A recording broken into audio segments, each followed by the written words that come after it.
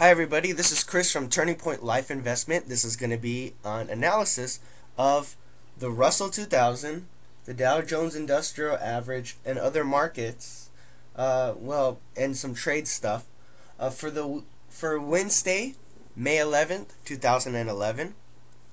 We're going to go into a daily view of the Russell. Today the Russell just had a big drop down, closed under the gap it formed yesterday. Now the question is this a bearish engulf pattern? Actually, it is a bearish engulf pattern.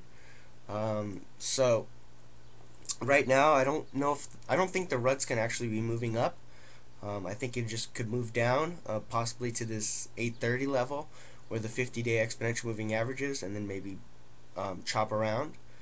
If it breaks under this support line right here, which is around 825, 826. If it breaks under that support level, it's going to move down lower. It's probably going to come down to 815. Now, once this support level is broken, then we know that the RUT's going to make a new leg lower, probably similar to this, where after it broke its 50-day exponential moving average, it moved down about 20 points lower or so.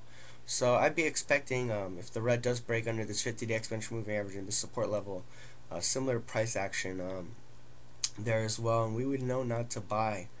Right now, the odds do favor the RUT just moving down and then chopping around, but I don't really see the RUT by the end of this week moving up to retest its brand new highs that it made in May. We're going to move into an hourly view for the Russell 2000, the RUT. We can see that, a few days ago, it made a nice move up, then it moved back down. This red line is the 20-hour exponential moving average. Well, usually when prices move up and down, between its 20-hour exponential moving average, it's a sign of consolidation or choppiness. It just really means that there's no trend right now for the market, or in this case for the RUT. So all I can do is just with the information that I have on the hourly view, we can just look for some support and resistance levels, and we know that once they are broken, that the RUT's going to move in that direction. The first thing I want to look at is today the first hour the RUT formed a black candle wrapping around yesterday's white candle. It's a bearish engulf pattern. So first resistance is around $856.50 with this bearish engulf. Now the RUT sold off, and then look what happened here during this hour at 3:30 p.m. 2:30 p.m. The RUT formed a bullish engulf pattern. So the first support is going to be 837.66 or .65. Now if the RUT breaks underneath this level, it's going to probably pull back even further. If the RUT makes a nice pop up, maybe retest this and breaks up, it's going to move up to new highs. That's the only way we can play a consolidation. We can't really just say, hey, I want to buy or sell, and I want to sell. So that's what I'm looking at and how I want to play the Russell. Going into the Dow Jones Industrial Average daily view, we can see that it did make a black candle today. It did hit the 20-day exponential moving average, where it hit it here on the 5th of this month and moved up, in this lower shadow, and then it hit it again today and moved up on this lower shadow.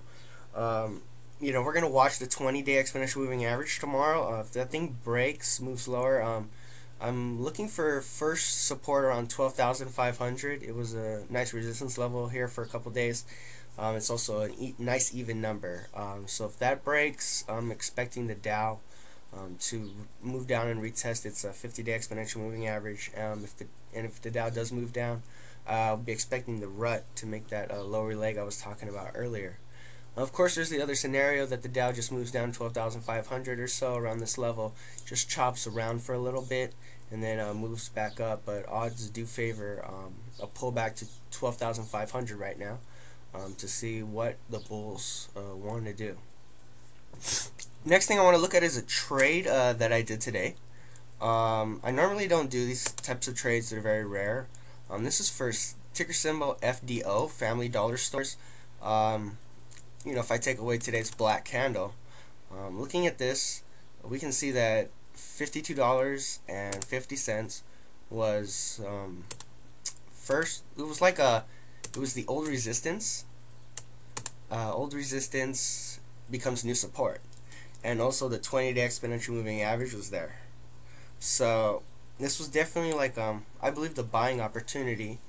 All the people that sold short or whatever, it moved down, they could get back break even and push it up higher. And it moved up, nice pullback lower. Um, just ready to go on the long side. So what I did for this trade, which I normally don't do, is I just bought it the next day without any like confirmation or anything like that. What my plan was that see, I know I said 52.50, but it's really like 52, like 88, 52.90. My plan was my stop was going to be at $52.75, somewhere around. Trying to do this, somewhere around this region. My target was going to be up here, which is around $54.05. And then my entry was around $53.10. So my the difference between my entry and my stop was about, let me see, it was about 40 cents, and then my target was about $1.20. So it was essentially a 3-to-1 risk to reward ratio. That's why I really didn't wait for any confirmation. So I dabbled in the shares this morning, and then it broke under my stop and it moved lower. That's the thing that's tricky when you just buy a stock based on good technical analysis. Is there's two ways to play it. You can always wait for like a confirmation to your analysis. In this case, it would have been maybe a move up, another nice pop up, white candle or so. Now I would have entered later, which means the difference from my entry to my stop would have been bigger, so I wouldn't have had a 40-cent stop. Might have had an 80-cent stop, or even $1. And the target was up here. It was and the target from the entry might have been 80 cents as well, so it might have been like a 1-to-1 risk to reward ratio. But the probabilities of it hitting my target would be greater than me just buying it the next day like I did today. So that's another thing that that I don't do a lot of these trades, mainly because it has a low probability, high profitability, but I do them when I see like a 3-to-1 risk to reward ratio. So it's just a trading style that you have to get used to, and you have to know the way you trade. If you want more profitability, your probabilities of being right or making a good trade are lower. If you wait for confirmation, the probabilities are higher, but you give up some profitability. So it's another thing that all traders have to do. Like I said, I normally don't do these trades, but the risk to reward was so good, I had to pick it, and plus the technicals were really good as well. I don't mind, doing 3-to-1 trades. So that's all I got for today. Thank you, everybody, and I'll see you later.